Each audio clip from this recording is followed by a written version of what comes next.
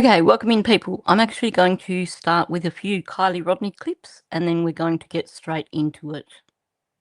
What you want to look at is not just the liquid proper in the lung, but they actually can go down to the level of, you know how like when you've got your bronchi, which are the big breathing tubes, and then Yes. in your lungs it branches off into the alveoli, and then it gets smaller and smaller and smaller. You get little more branches to breathe.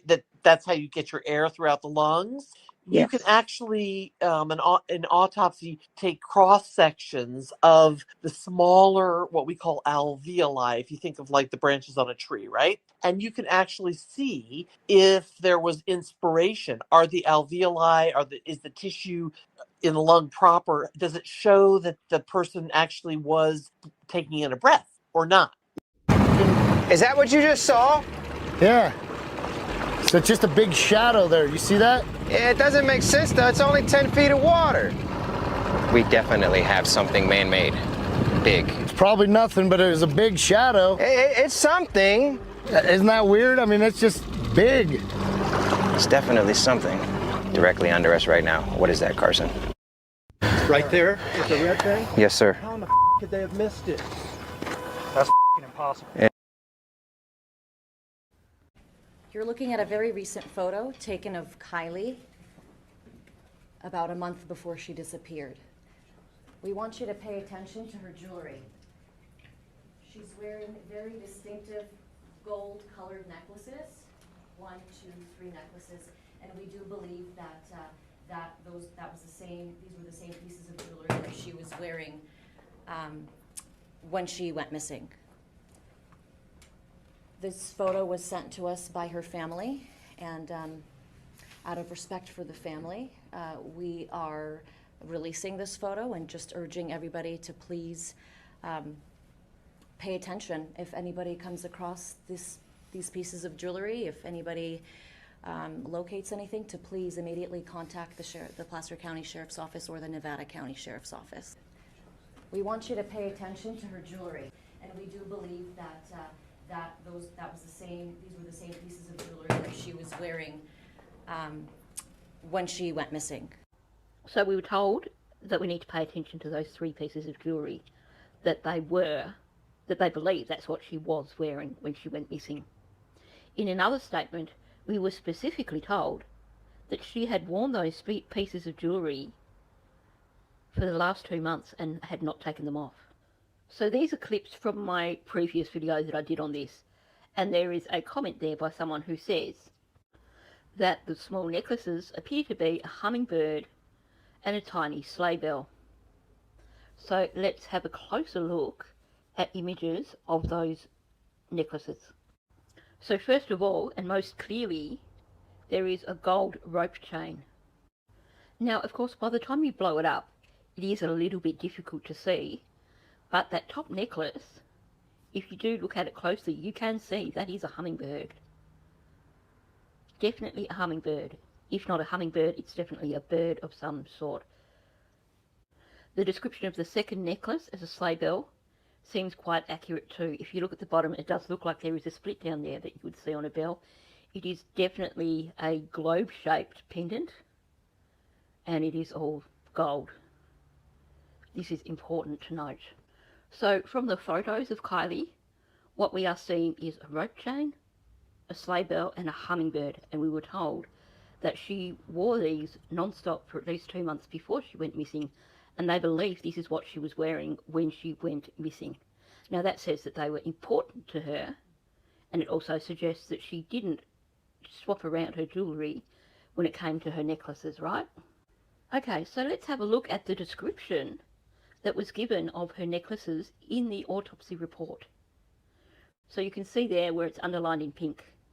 It says 3 yellow metal chains are around the neck, one of which has a small colourless stone, one of which has a small constellation-shaped pendant, and the third of which has a small disc-shaped pendant.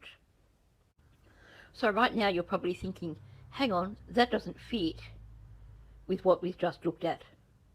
So let's have a closer look. So the description again, 3 yellow metal chains are around the neck, one of which has a small colourless stone, one of which has a small constellation-shaped pendant, and the third of which has a small disc-shaped pendant. So when we look at the descriptions side by side, to me it doesn't make any sense whatsoever. So there is a question.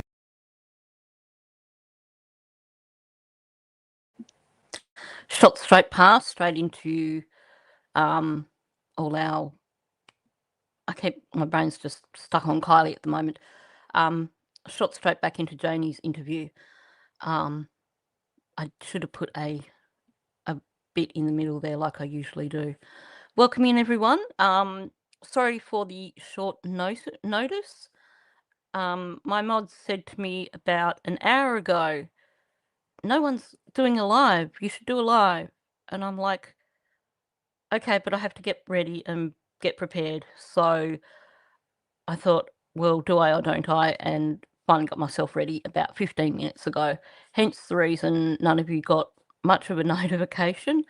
Also, you may have noticed that I originally set the notification for 10:15 tonight, which would have been tomorrow morning for you guys.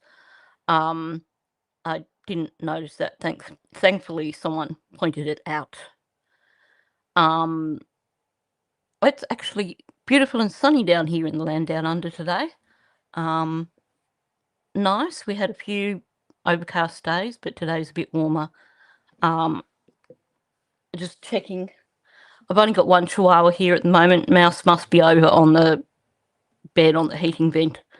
So not warm enough for Mouse to be quite with us for this part of the live stream, but I'm sure he will join us very soon. Amira's in the nest bed behind me, so you may not hear her snoring. But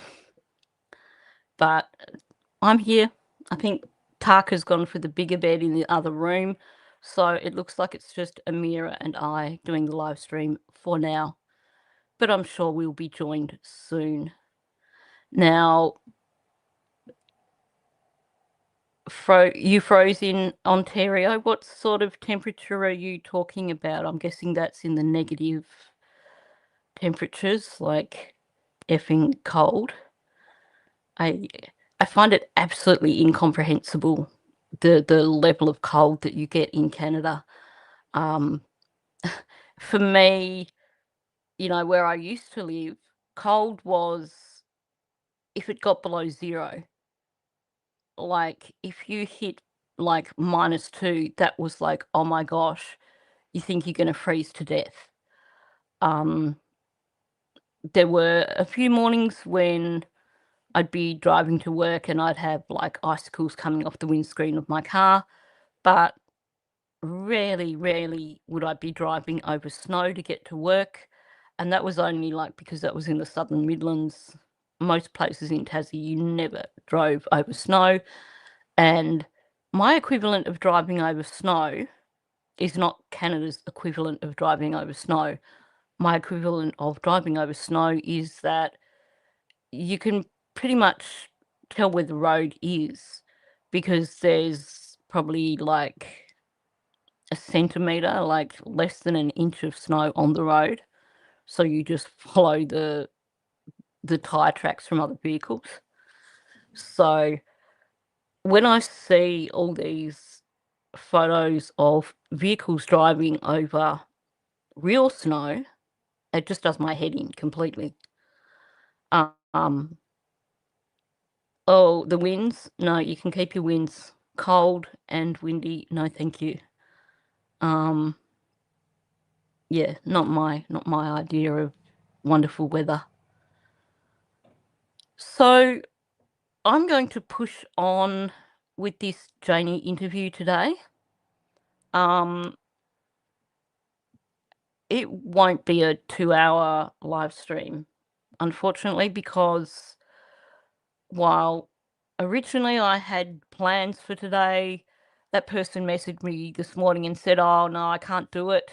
Then after I had scheduled my live stream, they messaged me again and said, oh, can we still do it? And I went, well, I'm busy till 12. And then, of course, I was late starting. So I need to keep an eye on the time, but I will try to cover as much as I can. Okay, it seems we have a lot of people coming in right now, so welcome in, everyone. Congratulations to the people who got the gifted memberships. That's the 10 that I've got for this month, which I didn't even know how to do it until yesterday. So I figured it out, so I can do another 10 free ones next month. But go Mouse. Mouse would like a free membership, but he's too young to have a YouTube account, so he cannot have a free membership. I will do more memberships when it rolls over. I don't know if it rolls over like at the first of the month, or if it's like I have to wait a month after I do the first 10 or something. We'll find out, no doubt. Maybe that's something I should be asking Justin. I'm sure he could inform me and bring me up to speed. Yeah, poor Mouse. I'm sure he'd love to have a membership. He'd probably enjoy watching videos and looking of himself and looking at photos of himself in the members section. Even Tarka's not quite old enough for a free membership, but I think she just doesn't care. Yeah, Andy, cross your fingers. At least this round I saw people getting memberships who are regulars in here. So that was a plus. The randomness of the way memberships are given out it baffles me. I think in the early days, it used to be you had to be actually present in a live stream when the memberships were gifted, and then you could get one. But it seems now that when you gift memberships, it just randomly gives them to anybody who has watched even 2 seconds of your content. There's one content creator that I haven't followed in a very, very long time, and a while back I went to just check and see if their channel was still there. That's all I did. And then the next day I got a gifted membership, and I'm like, okay, right, good work. So I don't know why they do that. But anyway, I think we should probably jump in. So going on with just having a look at where we're at. So yesterday we basically were listening to Janie with the weird stuff with the timeline and when her brothers arrived and when the search was happening and stuff like that. So we're going to move on from that. That might have got me. I don't think so. You mentioned about Malehya giving the kids to somebody. Do you ever recall any kind of conversation or conversations or anything that came up that would indicate to you maybe who she was thinking of giving the kids to, or what are your thoughts? Like if you had to guess, where do you think the kids could be? My opinion, I think that the kids are with her side of the family or someone that is associated with her side of the family. Because I lived here for 26 years and my kids grew up here and I had no problem. And where I live in the country, there's no random stranger going to come by and pick up 2 kids. Because how do they know you're not watching out the window at your kids? And as I said before, Okay, did it again. I pressed mute instead of pause. One day I will actually get the hang of this. Now, some of this is the same as usual. You caught that last bit, did you, Farm Girl? I'm going to run that back a little bit because she's added Just a few seconds. I think that should... 26 years, and my kids grew up here, and I had no problem. And where I live in the country, there's no random stranger going to come by and pick up 2 kids. Because how do they know you're not watching out the window at your kids? Do you caught that then? Because how do they know you're not watching out the window at your kids? This is a new introduction from Janie. And I'm curious as to whether this is something that is a bit of leakage in terms of she's admitting that actually maybe Malehya did keep an eye on the children when they were outside, watching them through that sliding door, that glass sliding door, because you'd have a pretty good view of the backyard there. Or maybe she's admitting to her watching them out through the window of her RV, even though she claims there was a board over the window at the time. But also she talks about her dog watching the driveway from the window of the RV. So I am curious as to why she suddenly introduced this bit. But she's putting it on Malehya's family. So I'll talk about that first. In my opinion. So she doesn't actually think it. She has to preface it by saying, in my opinion. So, I'm just going to come up with this. So this is not actually what I think, because I know what the truth is. But I'm going to go, in my opinion, I think. Well, your opinion and what you think, you kind of, it's really odd way to preface your statement. It's not normal language. It's stalling for starters, but it's also the distancing, because when it comes out that they're not with Malehya's side of the family, she can be like, well, I said it was my opinion. I only thought that. So there's definitely some distancing here to avoid responsibility for this statement, because she knows they're not with Malehya's side of the family, or with someone associated to Malehya's side of the family. No, please keep your rain. I'm still trying to catch up with my lawns. I mowed them only last week, and they already look like they haven't been mowed in a month. Which probably something I should do this afternoon or tomorrow. So you can keep your rain, crazy buck. Yeah, she thinks, in her opinion, she thinks, overkill much. So definitely trying to separate herself from this so it can't come back at her. Bonza, you can have our next quota of rain, I think. Maybe people in the country area might not be so impressed, but if we get any more out Bendigo way, I'll send it up to you. So definitely avoidance here. She wants to put it on Malehya's family, but she doesn't want to have that come back and bite her in the ass, essentially. And then she goes back to her old story that we've heard this before from her. Well, I've lived here, but my kids grew up here for 26 years and they've had no problem, and we live in the country, and how are they going to know the children are in the backyard, and how are they going to know the children are home from school? Which is, and she didn't say that here this time round, in terms of how they're going to know that the children are home from school. But she's gone with pretty much the same narrative. And it's interesting because she just seems to have taken it in her stride that the children were home from school.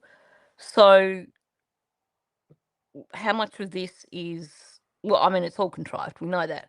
But, where is this coming from in the first place? There's no random stranger going to come and pick up 2 kids. So she accepts here that an abduction is completely implausible. When you do a risk assessment for Lily and Jack based on the location. And this is the first thing that a CARD team would do. CARD is the Children Abduction Rapid Deployment Team. Now, obviously, they're American teams. I don't know. I don't believe there is an equivalent of CARD in Canada. It sounds like it is just straight up RCMP. I think it would be good to see that become a thing in Canada as well, for them to have CARD teams in every province. I think definitely in this case, had they had a CARD team who could have straight away been like, okay, we've got 2 kids missing, let's call in the CARD team straight away, pull out all the usual protocols. But let's just go down that road. If a CARD team actually existed in Canada and they came in on this case, one of the things they would do would be a risk assessment of Lily and Jack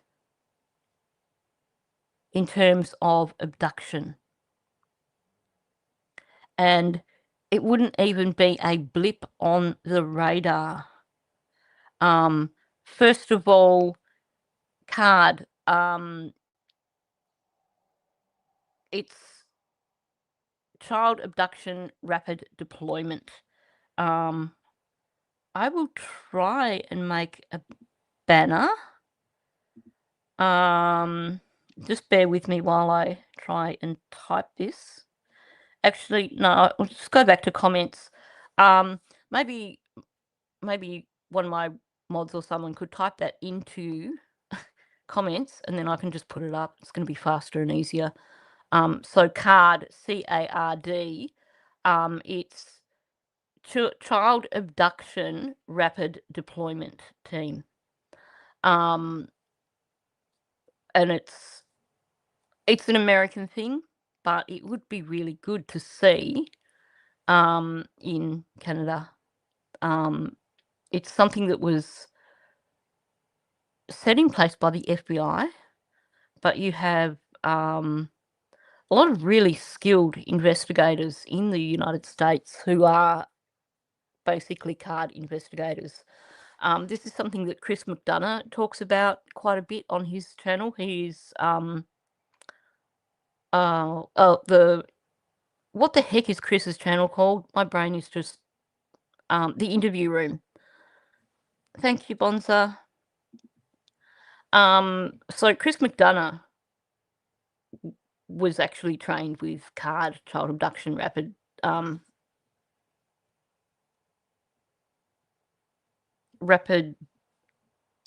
Detection, I think. That's one of Chris's specialties. And he talks about it quite a bit on his channel. But at the end of the day, first of all, 2 children going missing at once is 2 children going missing at once is extremely rare. Very, very rare. So that's immediately going to put them right down the bottom in terms of where they fit with an assessment, a risk assessment. But the fact that they are out in a country area, the fact that the backyard is not visible from the road, the fact that the house itself is set back from the road, and also the fact that it was a school day. Oh, rapid deployment, that's the word. Sorry, my brain just fried again. The fact that it was a school day as well. So these put them down to almost 0 chance of an abduction. So, yes, Janie is correct here.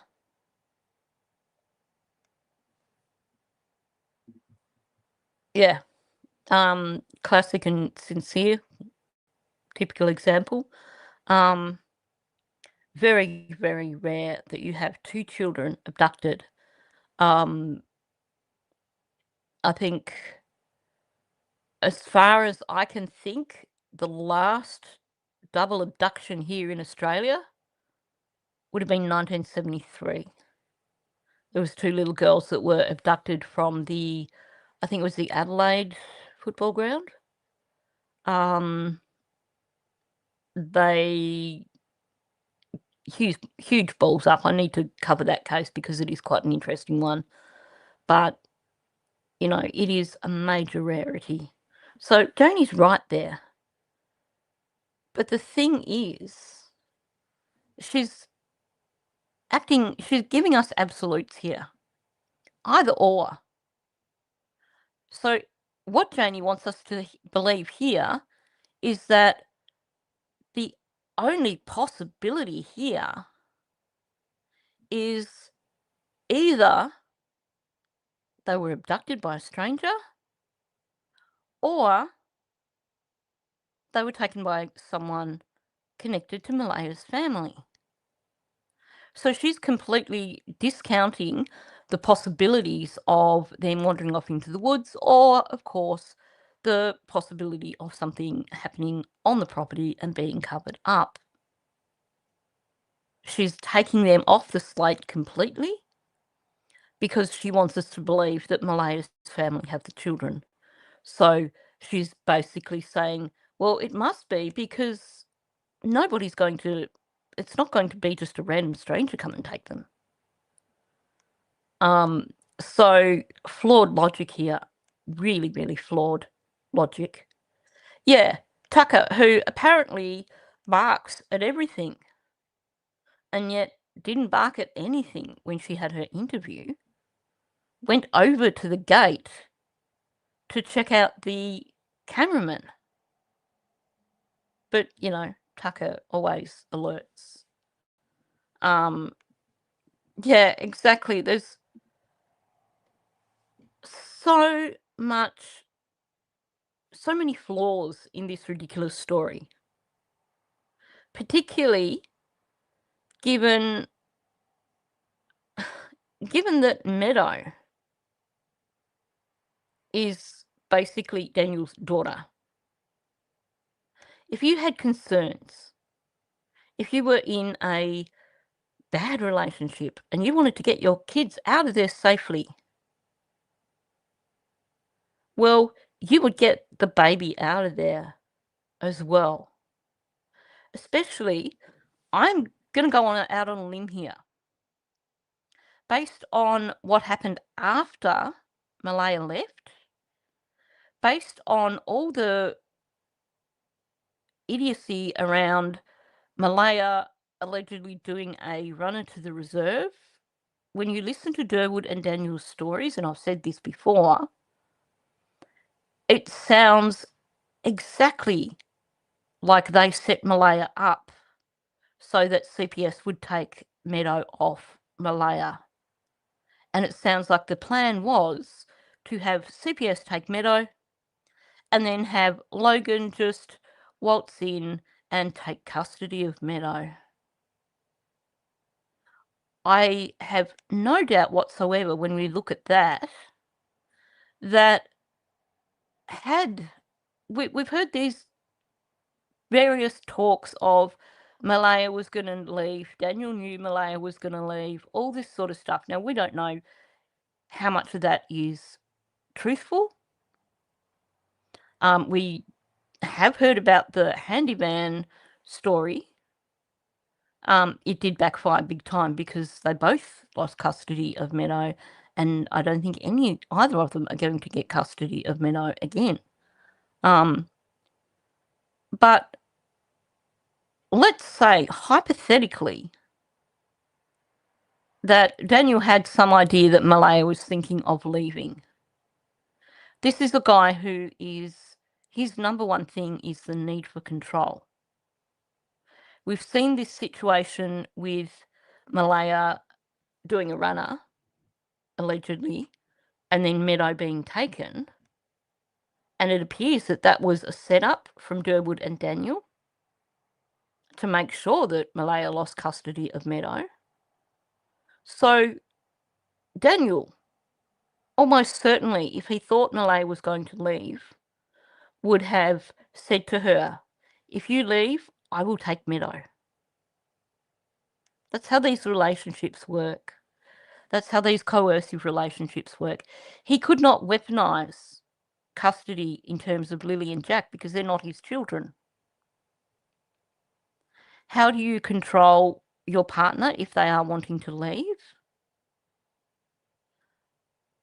90% of the time it comes down to threatening, if you leave me, I will take the children and you will never get the children back.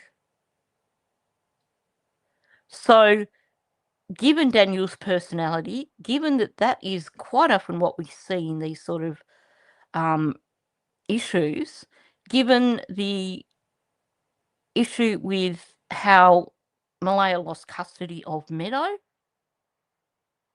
why would she spirit away Lily and Jack and hide them somewhere, but not Meadow? Like, make that make sense. It's a ridiculous theory. It never, ever made sense. And I know there are some people who would love to hold on to that hope. But when you look at all the logical things, Lily and Jack are not hidden away somewhere with someone. And as I said before, who would know the kids were here, home that day, and who would know the kids were outside? And if it was somebody that picked those kids up and came in the back door and picked those kids up, those kids would have been going hysterical. They would have been laughing and going on and everything. Again, they're flawed. Sorry, I'm just reading this. I'll come back to what Janie said in a moment. Good question. No, I think she slept in their room. Because when they talk about rooms, I think they talk about Lily and Jack having a room and Daniel's children having a room. So they must have had Meadow sleeping in their room. Yeah, exactly. Explore.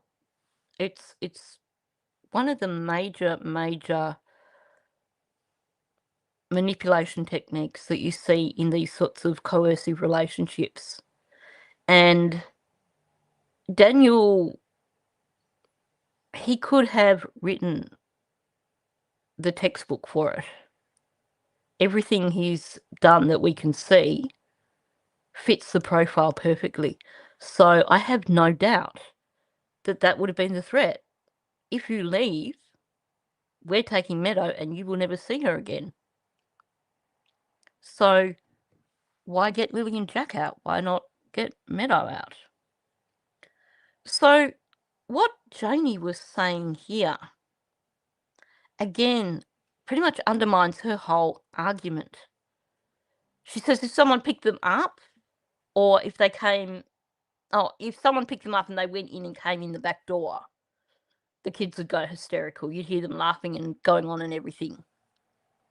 So we're supposed to believe this story. Now, Janie told Belinda, and she also told Durwood, that allegedly she heard someone shushing the kids in the driveway that morning. And so we're supposed to believe that someone shushed the kids and then walked them down the driveway super quietly, put them in a vehicle and spirited them away.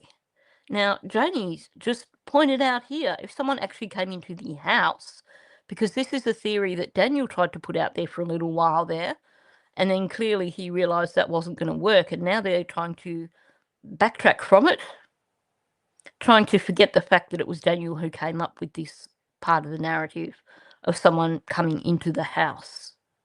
Because remember, he said something about Jack's jacket being too high for him to reach or something like that. So he was insinuating that someone had to have come in because Jack's jacket was gone, which it wasn't, and that the only way it could be gone would be if an adult got it down for him. But Janie just basically has said the one thing here that would basically blow this whole taking them down to the road and putting them in a car and driving them away theory out the window. Because she's like, if someone came into the house to collect them, they'd go hysterical. They'd be laughing and going on and everything. Well, we've heard Lily squeal when she gets excited. That is deafening. It is very cute, but it is deafening. Janie constantly talks about how loud they are. Here, she's definitely giving the impression that they would get super excited to see someone if someone came into the house. So you're telling me that they could bring these children out into the driveway, Malehya allegedly could bring these children into the driveway, a 4 and a 6-year-old, these children that according to Janie are so excitable, and she manages to tell them to shush, and they maintain that for the whole length of walking down that driveway to a vehicle that they would be able to see down the bottom of the driveway. And nobody heard anything. Have you ever tried with little kids that age to try and turn it into a game when they're being really, really loud? And a little bit making it hard for, you to concentrate, or you're trying to do something, you just need a bit of quiet for a moment. And you try this game. Let's play the game. Who can stay quiet the longest? How long does that last with a 4 and a 6-year-old? It doesn't last. 10 seconds at the most. Like, 10 seconds. You tell kids to shush, you're going to get a response. Yeah. You tell a 4-year-old and a 6-year-old to shush, and they're just going to be quiet. They're going to walk the entire length of that driveway, not making a noise. They're not going to make a noise when they spot a vehicle, which you would imagine it would have to be someone familiar for there not to be some sort of reaction. Bonza, you should try playing that shush game with a busload of kids. It just does not work. You tell children to shush, they cannot maintain that. And when you get younger and younger, when you get 6 and 4, the attention span there is so, so minimal. There's no way you are going to walk 2 children down the length of that driveway and then being super, super quiet and not saying a thing. And then Janie's just going to go on here and shoot it down even more with what she says. Because I can tell you from my experience, when Malehya and Daniel went to pick up the car, I watched Jack and Lily. And when that car drove in the yard, Jack went up to the window and he said, "Granny's here, Granny's here." And I said, "No, it's not Granny." "Yes, it is. It's Granny." I said, "Jack, you got to calm down." "It's Granny. Granny's here." And then when his mother got out of the car, I said, "No, it's your mother." "Oh, Mommy's home. Mommy's home." So, but Okay, now, I have serious questions over this story. I suspect that this story is borrowed maybe from Janie's own grandchildren. Because when you look at what Cindy and Wade own in terms of vehicles, both their vehicles are black, or at least that really, really dark grey. Allegedly, Cindy used to own a maroon vehicle, but we don't know if that's just one of Anita's BS stories, or if there is a little nugget of truth in that. But Malehya's vehicle is white. I just find it confusing that a 4-year-old wouldn't be able to differentiate between a white vehicle and a black vehicle. Not only that, but if Janie was babysitting them when Malehya went and picked up the vehicle, then the children would have known that their mum was going to go and collect her new vehicle. So this story just doesn't even, it doesn't make sense. It makes absolutely no sense. Yeah,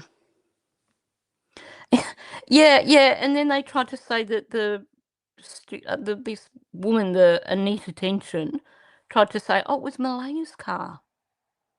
Well, I know for a fact that white car is the first car that Malehya owned. Because very early on in this case, I said to Belinda, what did Malehya drive when she was with Cody? And she said she didn't have her own vehicle. She would borrow from Paddy if she needed a car. Now, I might be slightly wrong in terms of who Malehya borrowed from, but I distinctly remember I had this conversation with Belinda. So, essentially, Malehya did not own a car before this white car, not even when she was with Cody. Because I had wondered in terms of coercive relationships, because quite often when you see someone moving their partner away from family and things, the first thing they do is, oh, we don't need 2 vehicles between us. It's too much cost to run 2 vehicles. We'll sell your vehicle for this particular reason that isn't really logical, but this is the reason I'm going to push on you. And all of a sudden, this person is isolated from family and friends and doesn't have their own car.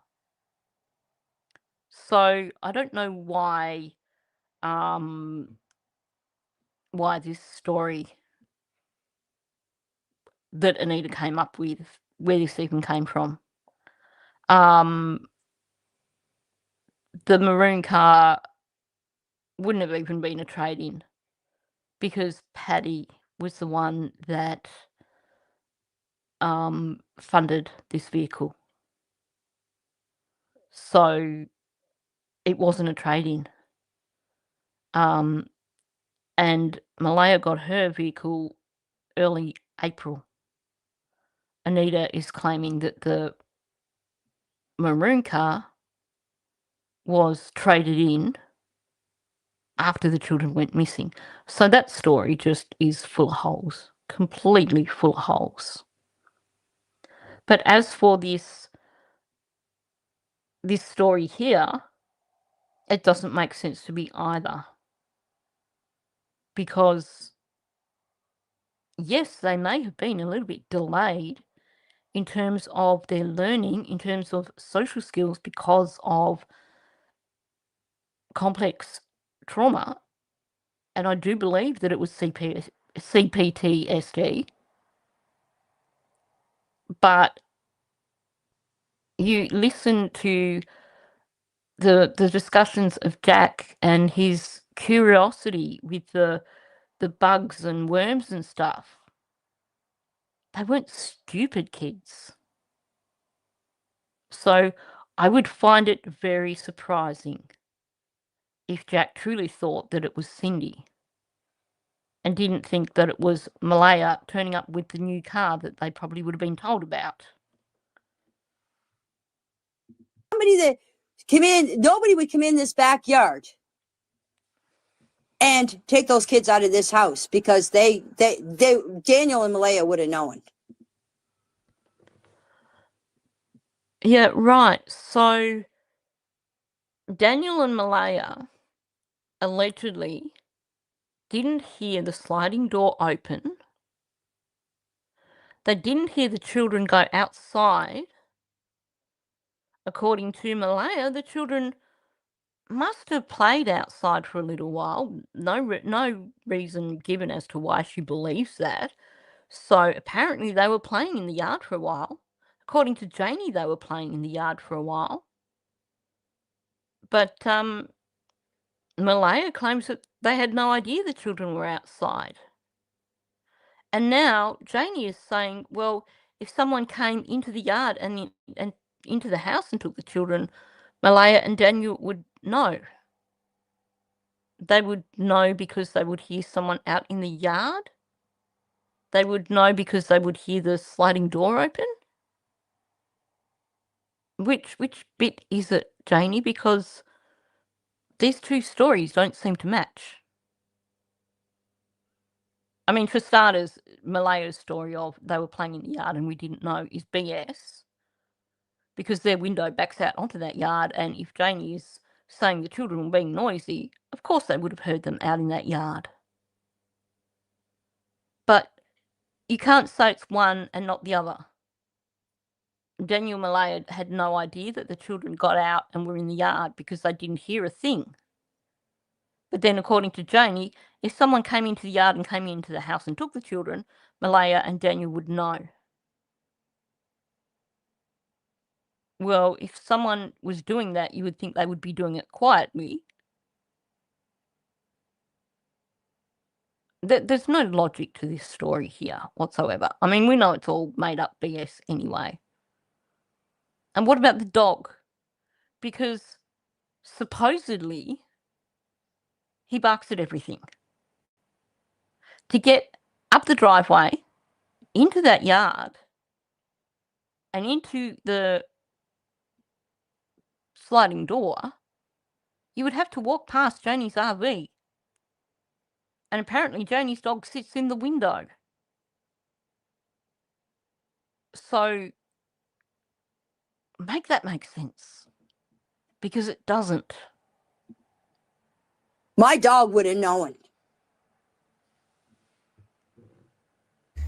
Yeah, I mean I agree, and I don't even know the kids, but you would think that if somebody walked into the house that they knew, they would have made some kind of noise. And like I keep saying, if she was up, if Malaya was up at 8:28 making a phone call, she wouldn't have been that deep asleep. She would have heard. Okay, so now Janie points out the dog. Yeah, the front door was nailed shut or wedged shut, or I don't know what the real story is. Oh my gosh. Yeah, but Bonza, I think Bondi Beach at Christmas, isn't that usually like mostly British tourists? I think most Australians steer clear, and it's mainly, or you're just like, the general time frame, Christmas time. Hi, Chelsea, good to see you in here. I'm gonna put this up. I noticed this time Janie stated as a reason to invalidate abduction, how would they know we weren't watching them out the window? Yeah, that was a huge standout to me.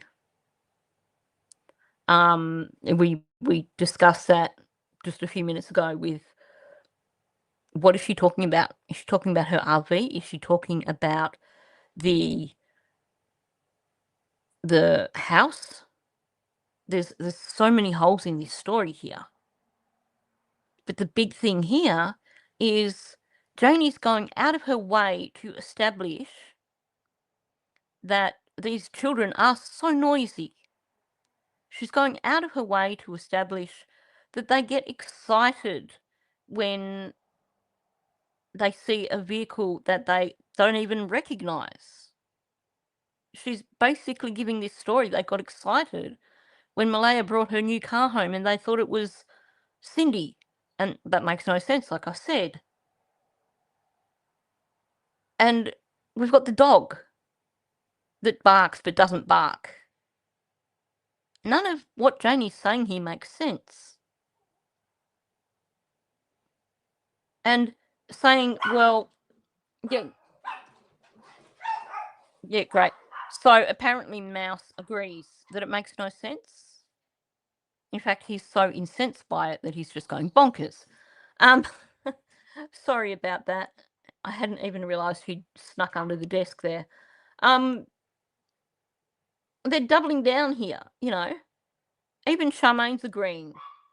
You know, the kids would make some noise. So no logic here whatsoever. None at all. Either the kids are going to be noisy regardless when they're outside. And if someone tells them shush, that's going to last 2 seconds. Or they're just going to get excited straight away and make a lot of noise. Either way, how can the 3 people on the property not be aware of it? Like, it makes no sense. 3 adults on the property and not one of them took responsibility for the children. Tells me this was commonplace. I agree 100%. I totally agree. There's stories in terms of the children playing outside and stuff. None of them seem to agree with what they're saying here in terms of the children playing outside. But there's just so many flaws with this notion of, oh, well, you know, if someone had come up to the house and taken them, they're so noisy we would have heard them. Well, that applies to had you walked them down the driveway. No way is a 4 and a 6-year-old you're changing their routine, telling them to shush and walking them down the driveway when they know they're not going down the driveway to catch the bus because it's too late in the morning and they haven't got their school bags. Of course they're going to be noisy. So complete utter BS. Now, I have to disagree with this comment about if Malehya was up at 8:28, she wouldn't have been in that deep a sleep. Now, I don't believe that Malehya did go back to bed after that 8:28 attempt at making a phone call. I'm just going to say that outright. I believe that they were working on the cover-up from around 6 a.m. that morning. Now, I haven't seen screenshots, but we've been told, and it's hard to tell what is truthful with Durwood, but Durwood claimed that Janie made a call to her brother at 6 a.m. We know that Malehya called the children in sick at 6:18 or 6:17 a.m. I truly believe that's when the cover-up began in terms of not whatever was going on with the vehicle overnight, but that basically it was all hands on deck at 6 a.m. I mean, you have a toddler who supposedly was put to bed at 9 o'clock or 10 o'clock the night before. And wow, she slept for 12 hours? Now, I don't have children of my own, but I'd like to know how many people in here who have had children of their own or have grandchildren, how often did your children sleep as a toddler, sleep right through for 12 hours? No getting up, no need for nappy changes or anything like that. This is a child who was not in great health. So probably a bit of a fussy child because she wasn't being properly fed, from what we are hearing according to Belinda's story. Once with pneumonia. Yep. When your child's unwell, maybe. But no child is going to sleep that late. Especially not when the routine is that you are up watching television with the kids at 8 o'clock the morning before. The normal routine is that Malehya is getting the kids on the bus at like 7:40 or something like that. Now, when it comes to little kids, getting them into a routine, they tend to have the same sort of sleeping habits. I know I had a friend who had twins, and she ended up going to a sleeping clinic with them to try and set up better sleeping habits because she wasn't getting any sleep. So there's no logic here whatsoever. I do not believe that Malehya went back to bed any time after 8:28, especially if allegedly Lily and Jack were being really noisy and giggling in the room next door. Like, it makes no sense.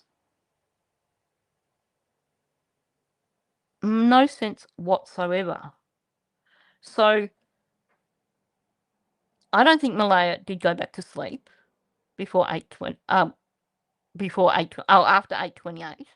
But at the same time, I have to disagree with this notion of someone can't go back into a deep sleep after making a phone call at 8:28 a.m. If you're tired enough, you will. In summer, not so much now because my chihuahuas are sooks, but in the warmer months, they decide they want to get up and they want to go outside at 5:30 in the morning. So I get up, I take them outside. If it's warm enough, I just leave the back door open. I go back to bed and I go out like a light. So I don't see why you would believe that someone couldn't go back to sleep. But I really don't think that's the case at all here. I don't believe that Malehya was in bed any time around 8:28 that morning. Something. Janie, in your gut feeling, do you think that Jack and Lily are alive, and do you have any idea where they can be? We just went through that. I would like to hear your thoughts on this, and I thank you for coming on here. So I think we've been talking about that at length, that yes, she believes they're alive, and that somebody on Malehya's side of the family would know where they are.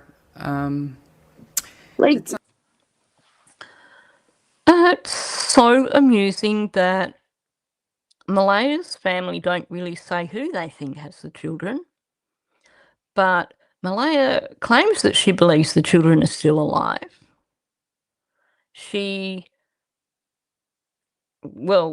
Allegedly they were the ones pushing for these massive billboards, and she's convinced that they're still alive.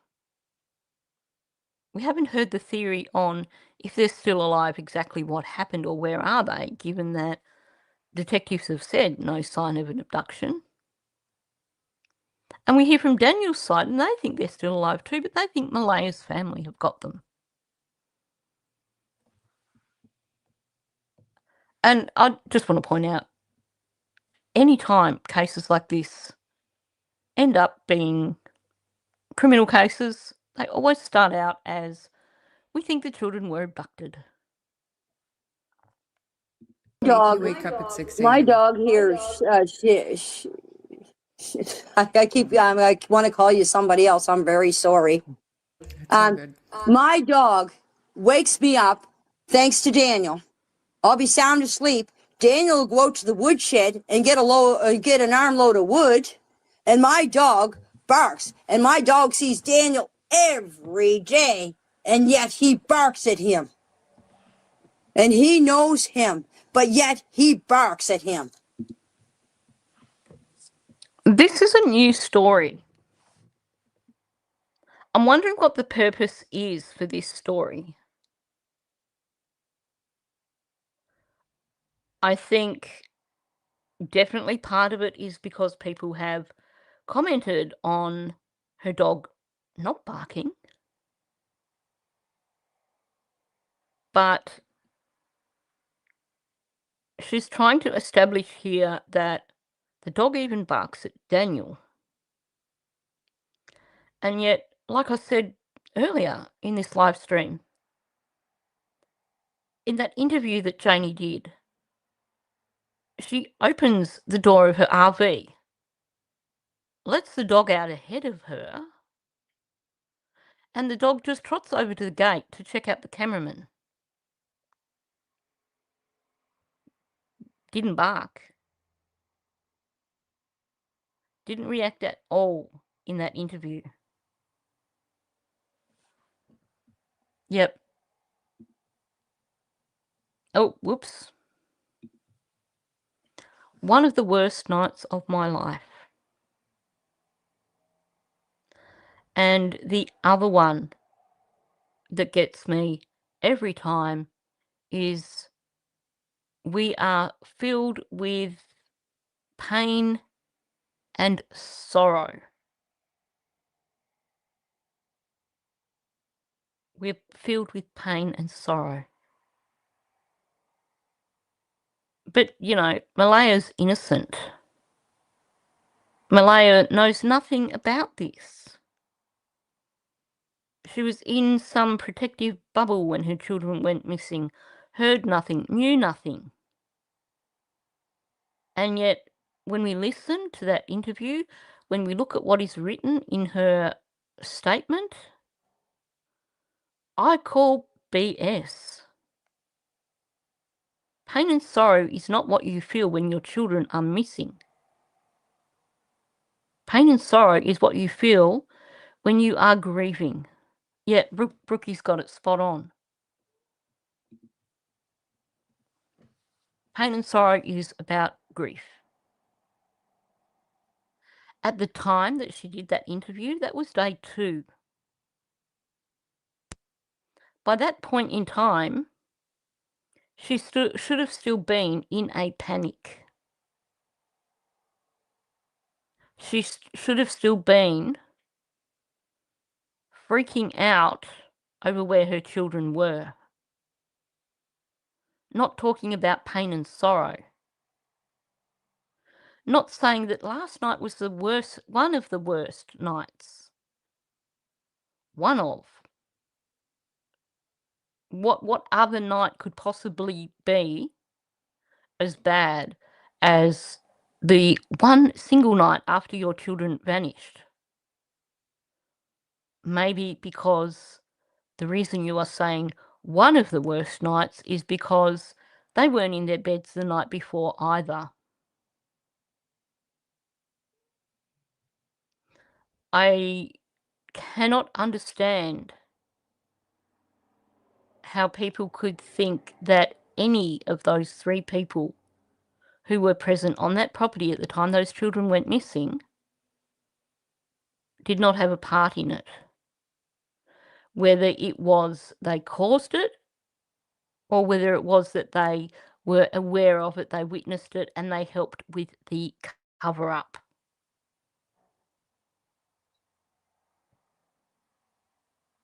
There's just, you know, anyone who is trying to push anything different, I need to hear a solid explanation. Not a, oh, well, you know, I've spent time with this person, so I believe them. Because some people can be very good manipulators. And my opinion of Malehya, I'm just going to put this out here now. From what I have seen of Malehya, I believe that she appears to me as someone who could well be far more manipulative than Daniel. Someone who puts on a front of being helpless. Now, this is just my opinion based on what we have seen, what we have heard. But she puts on a front of being helpless, of being super quiet, incapable of doing anything for herself. It's, these days I think they call it weaponized helplessness or something. But at the end of the day, it is a manipulation strategy. If you can act weak and helpless, people will bend over backwards and do everything for you. If you can act weak and helpless, people will believe you when you say you know nothing about this. Thank you, Farm Girl. I really should actually take my Dex before I start going live. I do take my morning meds, but I usually top up with a Dex just to help me focus when I'm live. Explore, I do believe 100%. Well, no, sorry, I've misread your comment there. No, I don't think that there could be some trauma in her background that may have caused her to act helpless, but I think this is something in her personality. From what we're learning of Cindy, I think she is quite a strong-minded person. She's an organizer. She's like so many nurses that I know. And I know she's not like a full-blown nurse. She's a LPN, I think you call them. But Cindy's an organizer. So I would imagine that Cindy probably organised Malehya's life when she was a little girl. Malehya learned early on that if she didn't get her way with Cindy, she could go running to Patty. So this is something that has been a lifelong pattern for Malehya. It's about getting what she wants by playing a victim. And I'm not saying she isn't a victim in terms of her relationship with Daniel, but there is some serious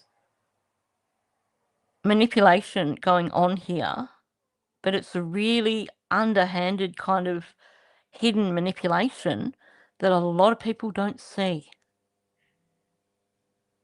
But she learnt from an early age how to manipulate people,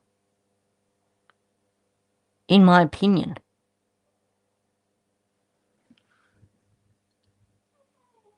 I forgot where we were at in terms of talking about the dog.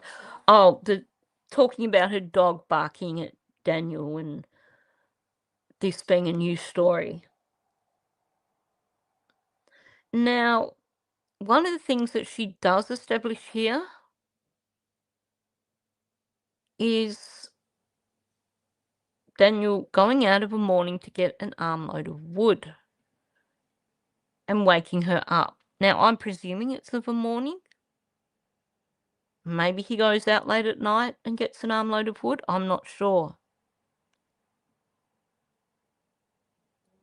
But she's doing her best to establish here that her dog is reactive, really, really reactive. Well, if her dog is so reactive that it's going to react to Daniel going to get wood, why wouldn't it have reacted to Malehya going out the driveway with the children? Because the thing is here, dogs respond to your emotions and your senses and things. Her dog would have recognised Janie's dislike of Malehya and responded to that. Because that dog appears to be with Janie a lot of the time. When you hear Janie talk about that dog, there's definitely a close bond between her and her dog. So Janie does not like Malehya, whereas she does like Daniel. So are you telling me that the dog will bark when Daniel goes to get an armload of wood, but when Malehya is shushing the children and walking them past Janie's little yard that's next to her RV out onto the driveway, that the dog wouldn't react? Good night, Deborah. There's no logic. Everything Janie is saying here at this point in time is completely shooting down this idea that actually it's not possible for anyone to have taken the children off the property without the 3 people on that property knowing, without Daniel waking up and hearing it, without Janie being aware. Janie has said she hears everything from that RV. I would bet you 100% that Janie always knew when those children were outside. She would always know if they were in the driveway. So you're telling me that she was completely unaware of Malehya walking the children up the yard, up to that gate, past Janie's RV, back down the driveway. The children were totally silent, didn't make a noise. And Janie's dog didn't react. Or what was it? It barked and she said, "It's only the children playing." And it went quiet again. So the dog didn't react. The children stayed quiet the whole time. The dog didn't even hear a car taking off down on the road after the children were put in the car. None of this makes sense. This story is so full of holes. None of the stories match. Well, you guys have heard mouse. Like, how many times lately have we had mouse has just gone, "Oh, there's nothing to bark at. Just give me a moment. I'm going to run to the front door and bark."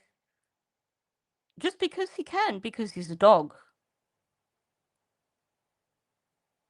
And yet Janie is telling us her dog is super reactive. Now, we know that Janie did this interview allegedly in the trailer because what Charmaine has said is that something was wrong with Janie's phone, so Janie was using Daniel's phone. So when you hear someone in the background at one point, that was apparently Daniel. Well, this went for, 2.5 hours, this interview? How many times did you hear Tucker barking during this interview? This dog that is super, super reactive. Thanks for dropping in, Chelsea. It's good to have you dropping in. Good to see you. I did not once in this interview hear Tucker bark. This dog that is super reactive. This dog that barks incessantly. And yet Janie was on the phone for 2 hours and not one bark from Tucker.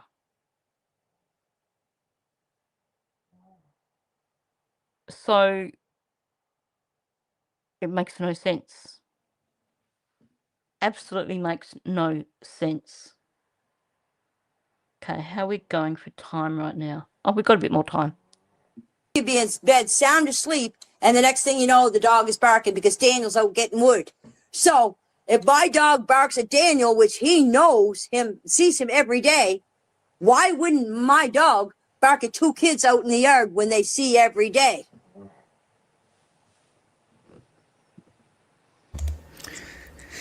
Yeah, it's fair. And dogs that bark, they don't discriminate, right? They're going to bark at people they know. They're going to bark at people they don't know. It's, I don't know. I think it's pretty common for dogs to bark when they hear something. That's their job, to warn you that something's going on. Yep. And dogs hearing, like, hello. Maybe if I was sitting in Janie's RV and a car stopped on the road to pick up a couple of children, maybe I wouldn't necessarily hear it. But a dog? Hell yeah. I would say the distance from this part of my house where I do my recording to the road, if I'm talking about the other side of the road, then it's probably the same distance from as it would be from Janie's RV down to the road. Now, my dogs aren't overly reactive. Mouse can be reactive. He's got a few issues. But I know when someone's stopped on the other side of the road and their car's been running, the moment you hear a car door open or slam, my dogs go off. You cannot shut a car door quietly enough to stop my dogs from reacting to it. So, if there was a car down on the road that Malehya was going to put the children into, even if Tucker didn't respond to the sound of the car idling, which, given that that is such an isolated area, I live on a busy road. There are cars going past non-stop. But this is a quiet area. A car idling on the road, even just a car stopping on the road, is out of place. And a car door shutting is a sharp noise. So Janie's saying the dog will react to everything. So tell me why, then, that it wouldn't have reacted to a car idling down on the road, or a car stopping and starting down on the road, or a car door slamming down on the road. Now, I would love to ask Bradley Wong, and I know he doesn't listen to my content, but maybe someone out there has an in. It's a shame that Chelsea has left, because I could have got her to ask. I would love to know from Bradley Wong if he heard a car idling in the area at around, I don't know, between 6 and 10 a.m. that morning. Because it sounds like the noise would have echoed around. He heard the car going up and down the driveway. I'm willing to bet that if Bradley was asked if he heard a car that morning, he would say no, he didn't hear anything until probably Daniel went out with Malehya's vehicle. But as for the dog not reacting, I don't buy it. Janie's trying so hard to establish here that she has this reactive dog. this reactive dog who didn't bark at all when the children went missing. Please explain. The next one, Janie, do you think somebody came in the place and snatched the kids, or do you think that somebody helped lead them out and took them? I know somebody led them out because, as I said, when they get outside that fence, they would have been yelling and screaming and hollering. So somebody had to take them out of that, and I am Okay. I just want to point out some language here. So the question itself was if she thought someone had helped lead them out and took them. I don't like it. Sorry, people who aren't Australian wouldn't get it, but yeah, Pauline Hanson. Please explain.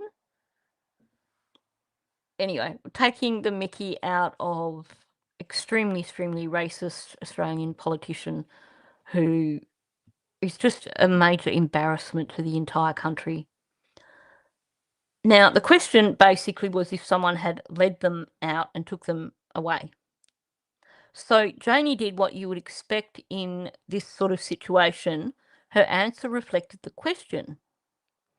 So she says, I know somebody led them out because, and then she goes with if they get out of the fence, they'd be yelling and screaming.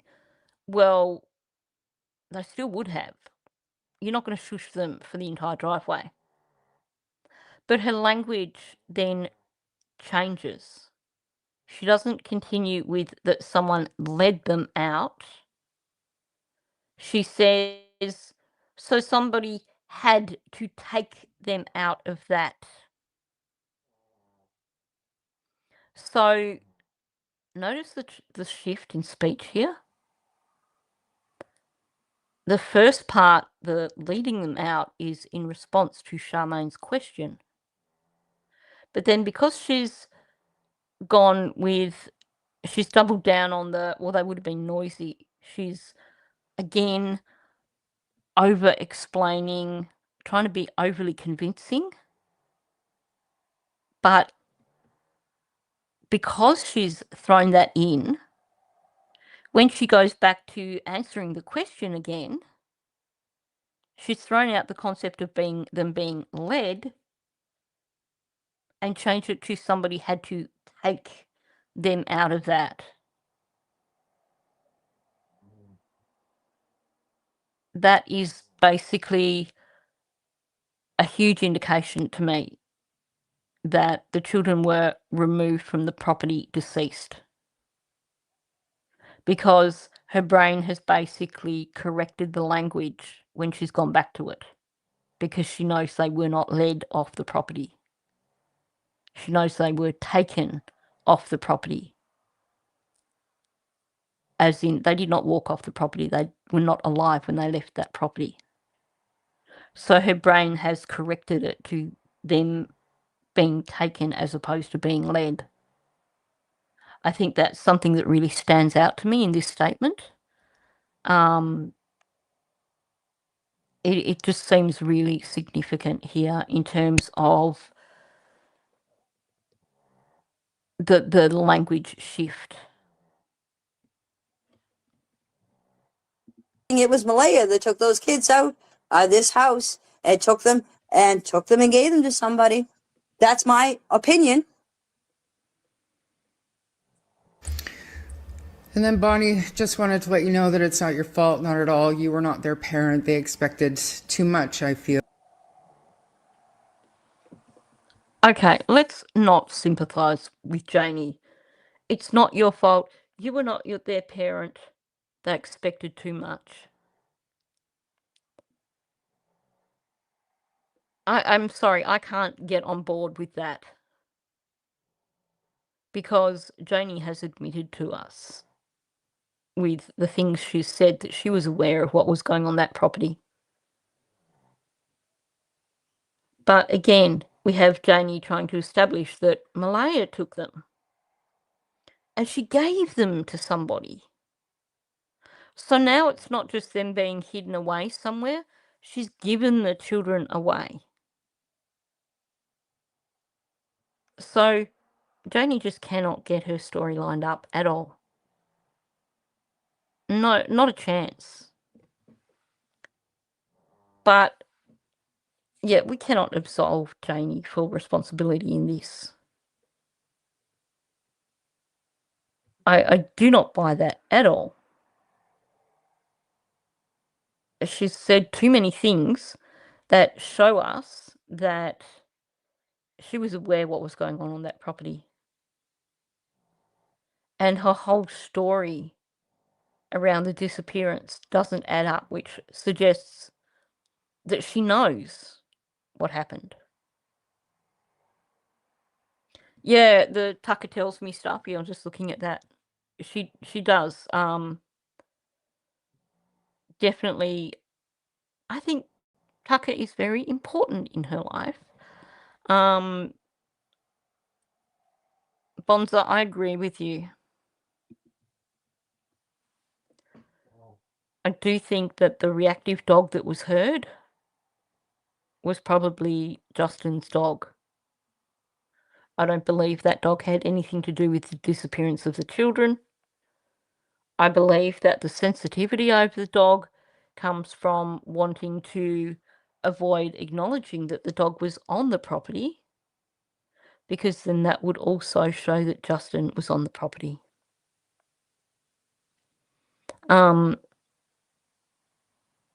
Yeah, I kind of do talk to my dogs like that as well a bit. Well, you've heard me when I've been saying something and Mouse barks and I'm like, yes, see, Mouse agrees. I think Janie speaks about her dog like someone who does care very deeply for her dog. But none of the stuff with the dogs adds up. None of it adds up. These claims about her dog barking, well, it didn't bark once during this interview. In the Facebook stuff, we heard it whining a few times in the background. But we've never heard it barking in any of Janie's interviews. Daniel did that interview with the turkey guy. We didn't hear Janie's dog bark any time during that. We didn't hear the dog bark during the CBC interview. But apparently this dog is super reactive. We've heard Mouse bark more in the last 2 live streams than we've heard Janie's dog bark. Janie's hyper-reactive dog. Yeah, Bonza, I talk to the birds in my yard. I've got one of those things for dogs that have the it's like a little, it's not quite a pond, but it's got a ring around it that's got all the little holes in it, so you can turn it on and it just spouts out water. And in those really, really hot days, like, when it was 40 degrees and stuff, I would have that running kind of low for the birds. And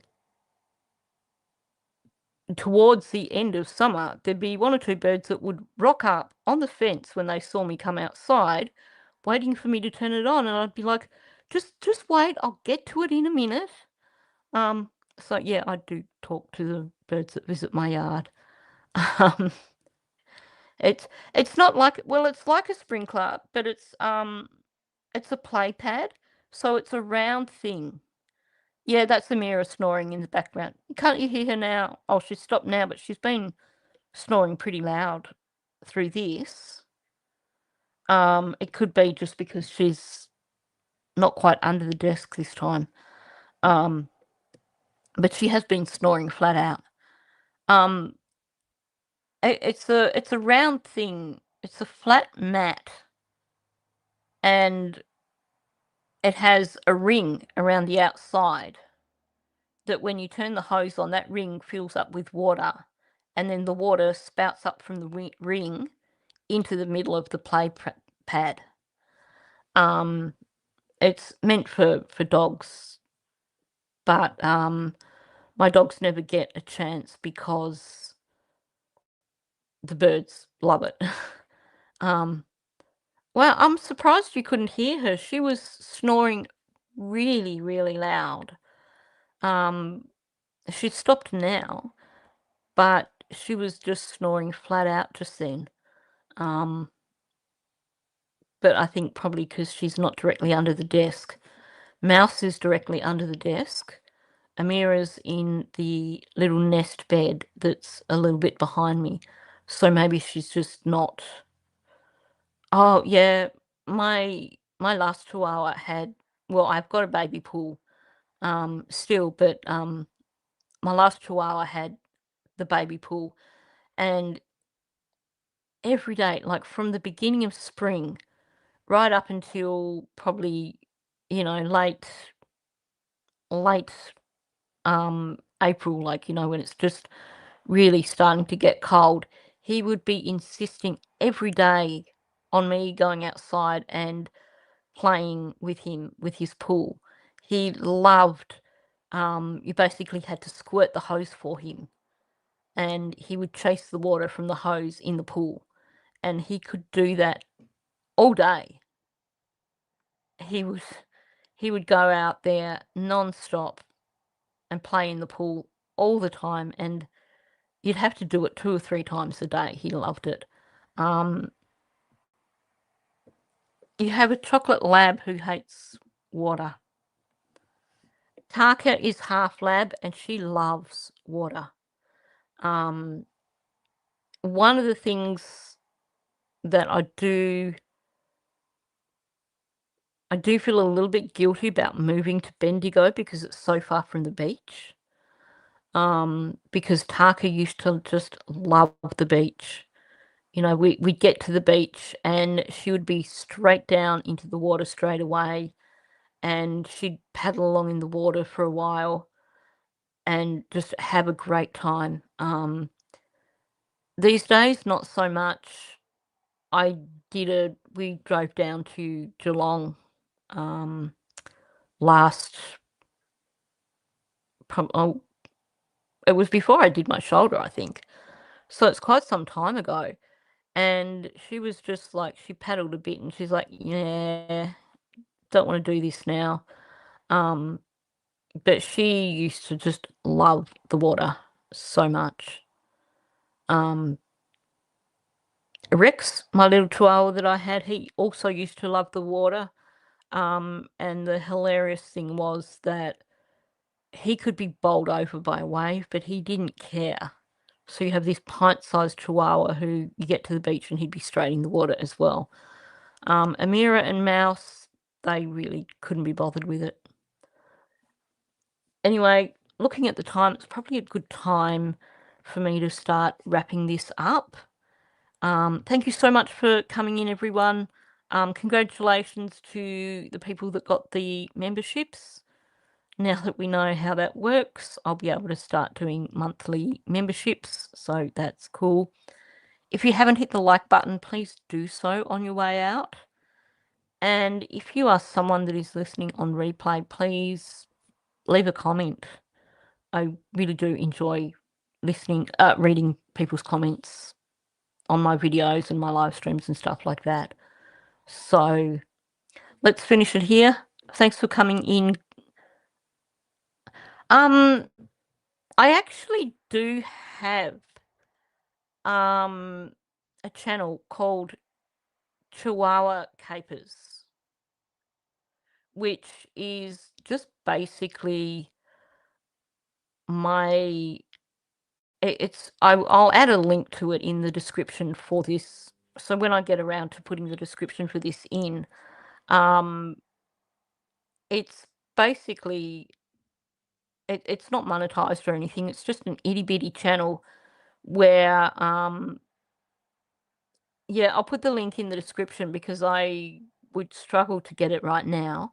But basically, it's where I save my videos of the dogs, and there's videos of my cat Mischief when she was living here. All all my kind of dog cat videos are on that channel. I think it's got like 32 subscribers. And I need to start putting some of my more recent videos up. But yeah, it's called Chihuahua Capers, and I will put the link in the description. So if you want to come back a bit later on and check out the description for this video, you'll be able to find that link. Lots of Mouse as a puppy. I haven't done so much recent ones. I probably do need to add some more recent ones to that one. Okay, thanks guys, and I'll catch you in the next one.